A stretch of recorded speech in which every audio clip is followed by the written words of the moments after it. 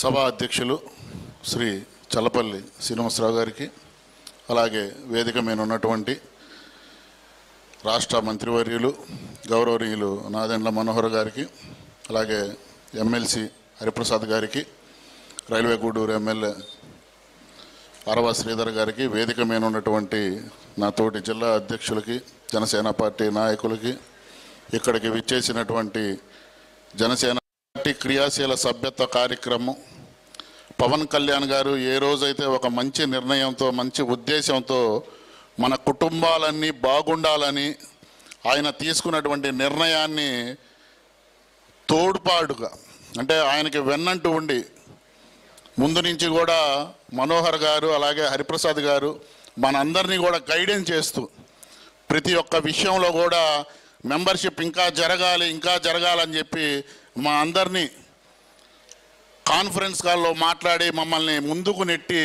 ఈరోజు కోట్లాది మంది మెంబర్షిప్, జనసేన పార్టీకి మెంబర్షిప్ అయ్యేలాగా చేసినటువంటి వారిద్దరి కృషి కూడా దీంట్లో చాలా ముఖ్యమైనది. ఎందుకంటే ఒక పక్క మంత్రిగా ఉండి కూడా రాష్ట్రంలో ప్రతి జిల్లాలో తిరుగుతూ ప్రతి జిల్లాలో ఉన్నటువంటి కార్యకర్త కుటుంబాలని స్వయాన కలిసి మనోహర్ గారి చేతుల మీదుగా ఈ యొక్క కార్యక్రమం జరుగుతుండడం నిజంగా మనందరం కూడా చాలా గర్వించదగ్గ విషయం.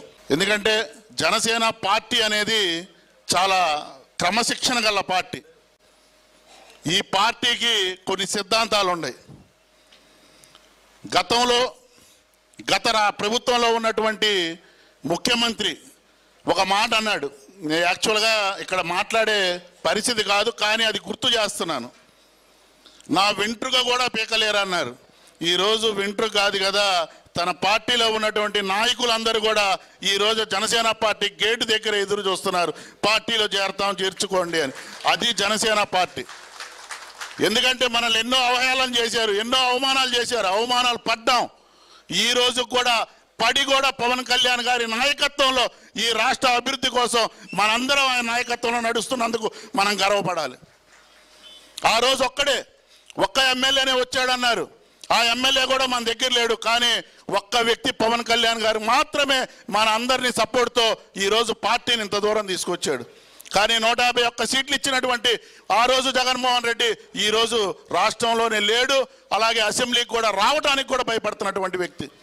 కాబట్టి పవన్ కళ్యాణ్ గారి నాయకత్వంలో ఏదైతే ఇప్పుడు దాకా మనం చేసినటువంటి క్రియాశీల సభ్యత్వాల్ని రాబోయే రోజుల్లో రెట్టింపు ఉత్సాహంతో ఇంకా ఏ జిల్లా అయినా 10 లక్షలు జరిగితే అలాగే 20 లక్షలు అలాగే పెంచుకుంటూ పోవాలని చెప్పి మన కార్యకర్తల్ని కూడా మన కుటుంబాలని కూడా మనం పెంచుకుంటూ పోయి జనసేన పార్టీ అభివృద్ధికి మనందరం కూడా భాగస్వాములు అవ్వాలని చెప్పి నాకు ఈ యొక్క అవకాశం ఇచ్చినటువంటి జనసేన కుటుంబ సభ్యులందరికీ కూడా మరొక్కసారి మనస్ఫూర్తిగా ధన్యవాదాలు తెలియజేసుకున్నాను.